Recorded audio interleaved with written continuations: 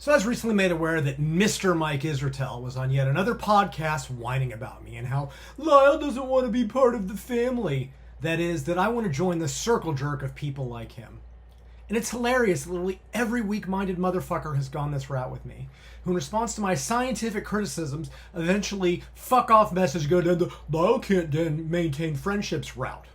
Do you motherfuckers get a manual on how to make bad faith arguments? Hell, recently a friend of over 20 years, in response to verbal criticism in my group went down that route, before then playing card 2, the mental health card. I was shocked, but I wasn't really. This man has daughters and defended Andrew Huberman when the sex allegations came out. He cares about a sex offender more than his own daughters. So why am I not surprised? He simply proves my thesis that the biggest, most muscular motherfuckers are usually the weakest minded. Guys, if words on a screen hurt you this much, how the fuck do you make it through the day? But I've heard it all before. Lane pulled it on me when I destroyed his metabolic damage bullshit. Martin Burkett pulled it when he wrote a shitty IFing article that I tore to pieces. His little lackey Matt Perryman did it too. It's the same shit every time.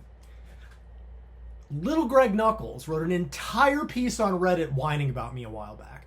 Part of which was, due to Lyle's inability to maintain friendships, he'll never be successful. Ha ha ha! I know Greg is the industry's resident autistic, writing 30,000 word verbal wanks that give midwits something to jerk off to, which have never actually made anybody stronger, leaner, better. But successful? Greg, my books have sold for 30 years and will continue to sell for decades more. Meanwhile, nobody even remembers your little Bulgarian powerlifting book. Long after he's disappeared, everyone will know I was right about metabolic damage, Brad's volume studies, Israetel being a fraud, and all the rest. Greg, nobody will remember all of your articles with funnel plots and effect sizes. Who's succeeding, boy? You're doing 6-hour videos on aspartame, and I'm still leading this stupid fucking industry with my ideas. Just go into any comment section on Mike's or Renaissance Periodization's videos. Everybody is saying, welp, Lyle was right. They don't give a fuck who you are. But I digress. Because factually, I remain friends with tons of people in this industry. I've had good friends for 30 years. And here's why. In response to conflict, they approach it honestly. We may not agree, but if I provide facts and science and they provide facts and science back, then it's fine.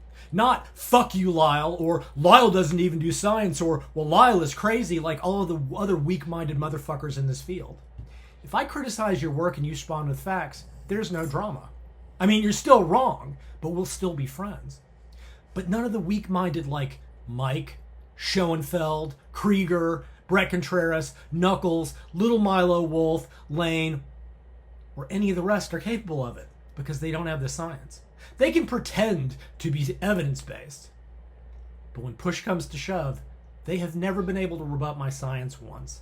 Not once, because they don't have the smarts. Because if they did, they would be able to. Not once.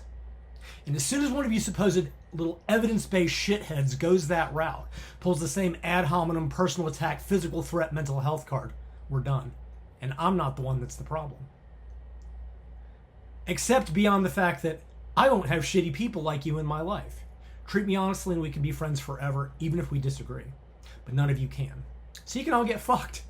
And while you do more than talk endless shit about me, without any actual concrete criticism of my work, I'm still here coming up with ideas that you can only steal a decade later when you realize I was right all along.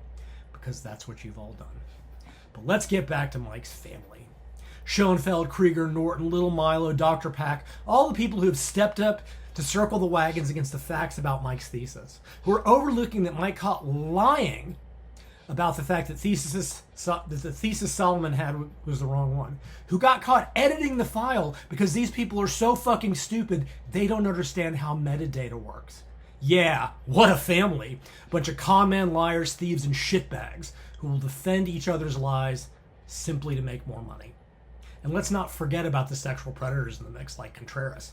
Remember what he did to Soo-Hee Lee? None of y'all cared. I'll spare the mention of the other, but we all know who he is. So yeah, I don't want to be a part of that. I want to play politics or be associated with people like that. I want to have friends like that. I want to have family like that. And I sure as folk won't have business associates like that.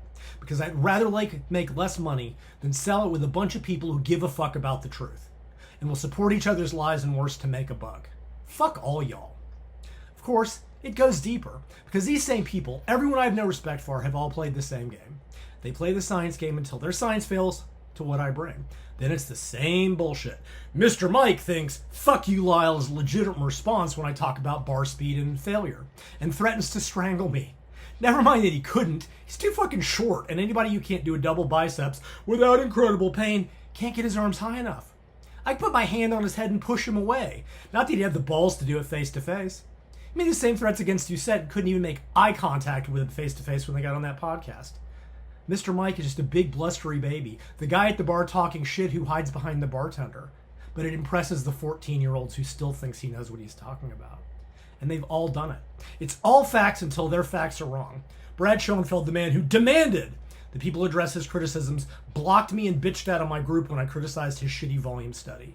He blocked anyone on his Instagram that asked him a question he couldn't answer or criticized his work. And they all do it.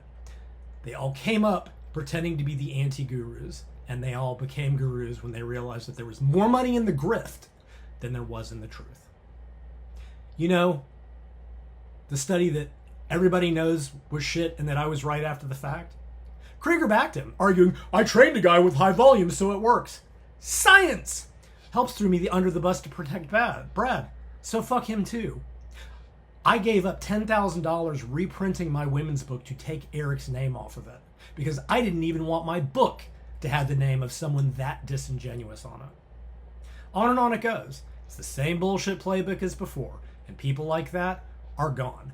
I'm not the problem if they make it such, because I will not and do not want to be part of a family filled with intellectually dishonest hypocrites, con men, liars, sexual predators, and God even knows what we don't know about.